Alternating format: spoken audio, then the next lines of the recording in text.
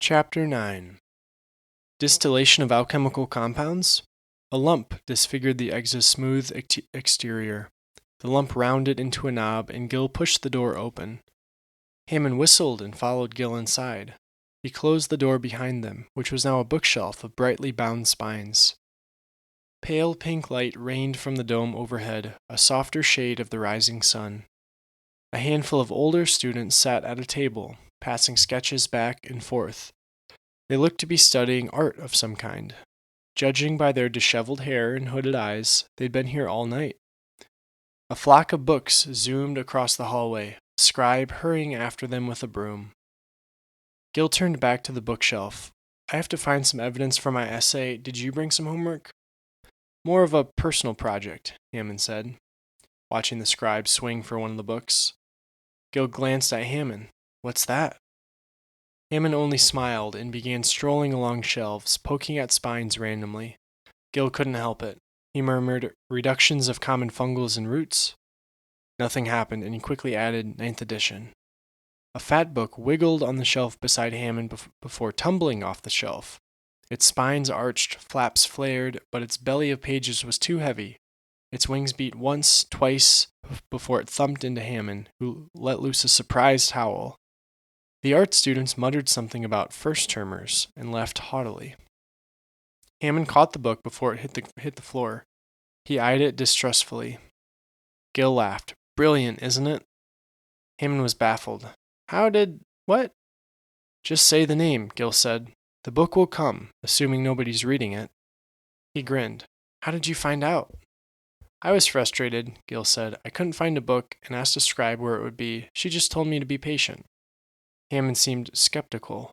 He eyed a book at random on the shelf. Floral Compounding by Mariander Plumer. The book wiggled from the shelf and flapped over to him, floating at chest level. He clapped Gil on the shoulder. This is incredible. Does it go back? Easy. Tell the book farewell. Farewell, they both said. Their books flew back to the shelves and nestled in. Hammond frowned. This seems like an enchantment, but it doesn't require any foci or mindscaping. I'm not sure why it works then. Whoever built the egg must have known all kinds of students would use it, not just enchanters. Good on them. I have enough on my plate with alchemy. I'm going to get a start on that essay. Great. I'll just do a bit of reading over here. Let me know when you're ready to head to the Silver Smoke. Hammond disappeared into the shelves. Gil found a few likely books and set off for a table. He passed several occupied work tables before spying a free one tucked amidst the bookcases. As he made for it, he saw Rhea alone at a table, pale hair curtaining her face as she wrote. He joined her. She looked up and smiled. Here for the essay? Unfortunately, Gil set his books down across from Rhea's stack. You as well? I probably should, but I've been finishing up a letter to my parents. But it's time for alchemy. Gil felt suddenly guilty. He had been so busy this term, he hadn't even thought to write home. He was glad Rhea was more thoughtful.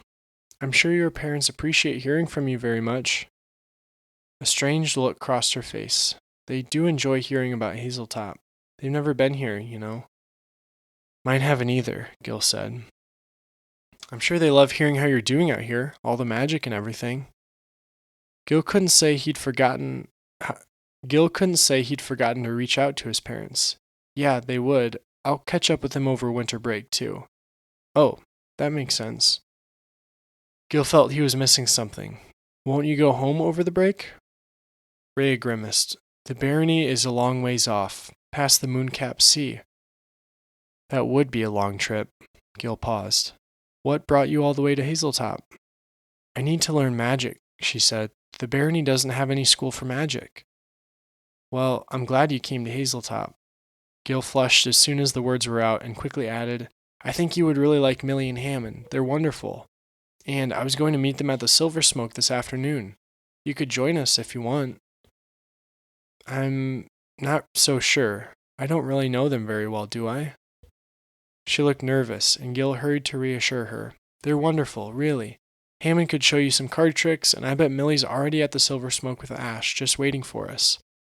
I bet she is. Rhea said, and there was an edge to her normally soft voice. She leaned over her letter and scratched out another line. They lapsed into silence. Gil didn't know what he had done wrong. She had seemed friendly, excited to see him. He struggled for something to say and failed.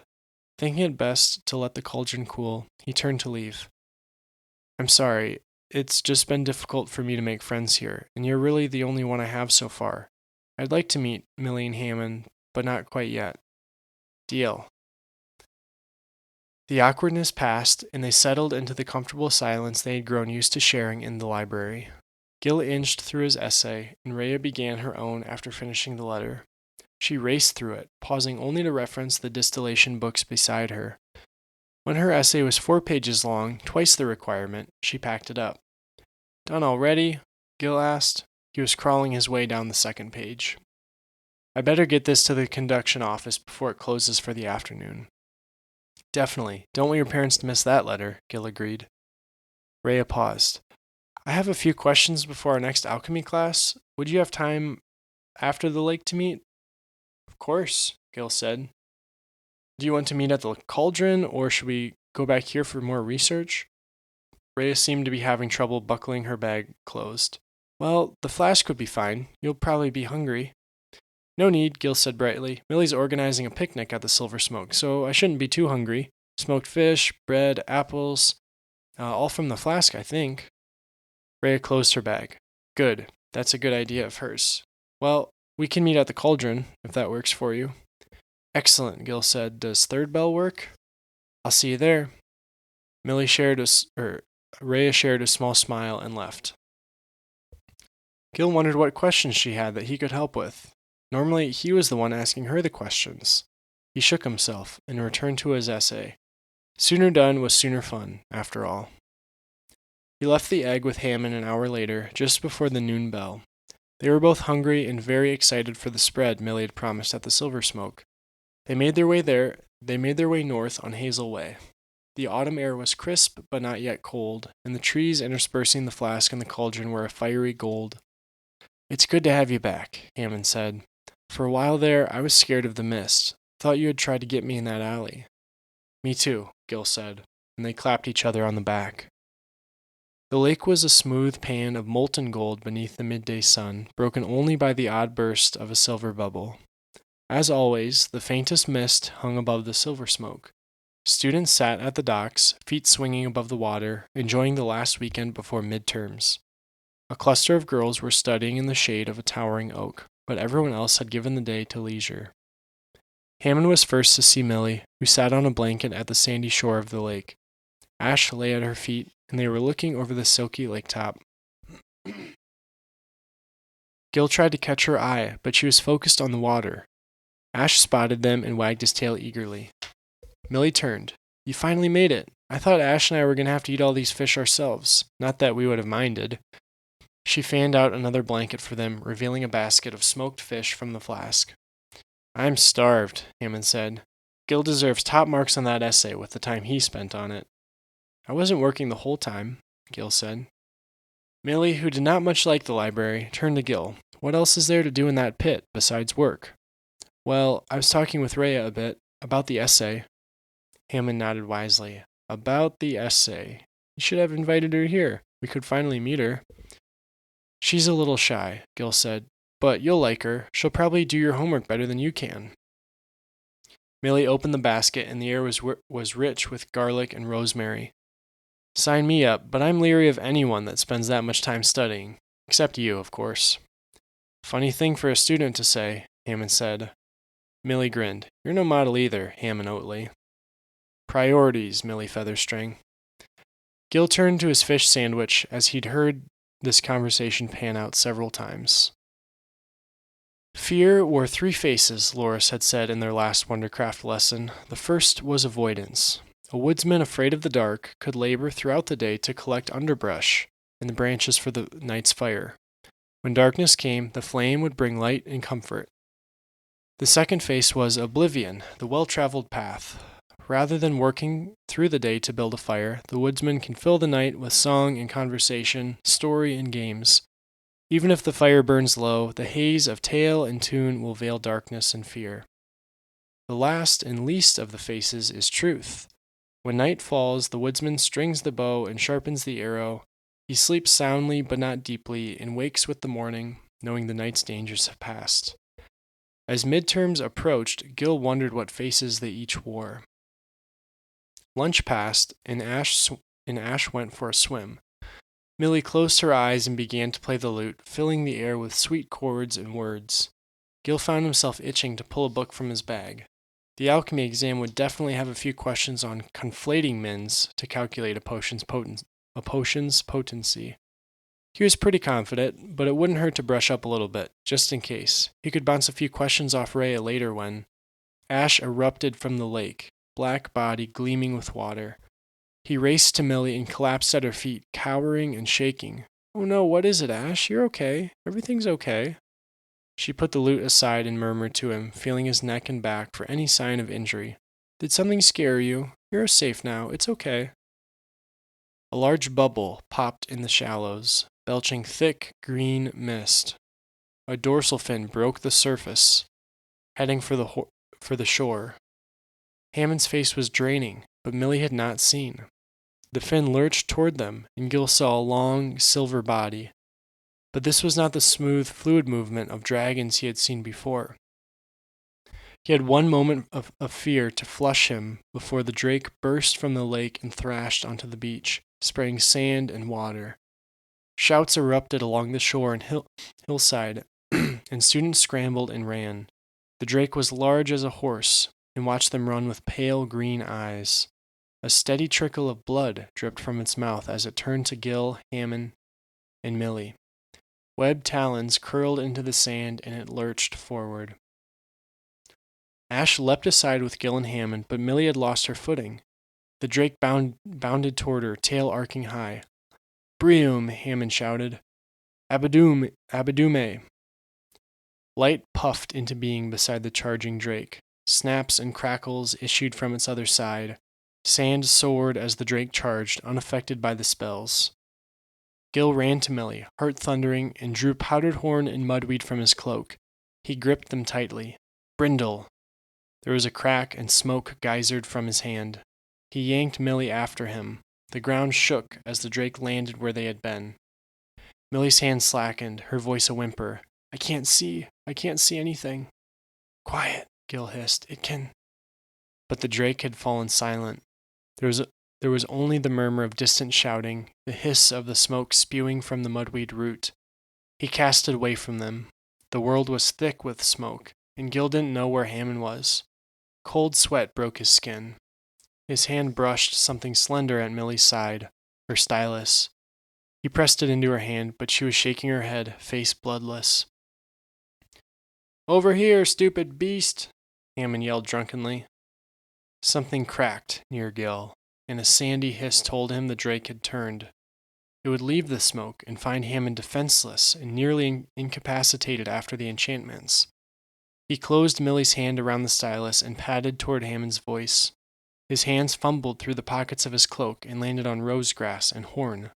Would it even affect the drake, or just put him, Millie, and Hammond to sleep? "That's right, let me get a piece of you. Whoa!"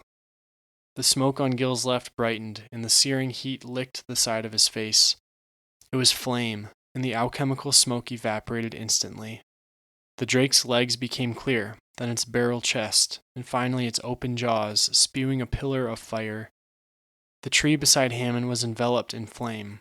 It blazed as each autumn leaf caught fire in a moment. "Missed!" Hammond yelled. The drake drew breath once more. Every alchemist must master flame. Gil drew his pouch of nullicant from his cloak. His timing must be perfect. He watched the scales strain across its chest. The muscles of its neck flexed and the jaw opened. He threw the pouch.